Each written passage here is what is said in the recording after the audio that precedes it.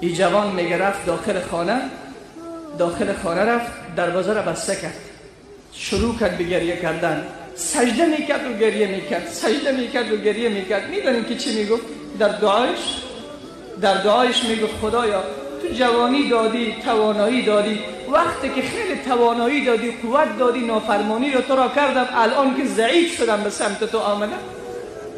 خدایا وقتی که من تند و تیز بودم تو را به خشم آوردم، الان که ضعیف و ناتوان هستم آمدم به سمت تو. خدایا میگه این دعا رو میکرد، آنقدر گریه که 4 شبان و روز مادر میرفت غذا رو پیشش میگذاشت ولی غذا نمیخورد، لب به غذا نمیزد و گریه میکرد.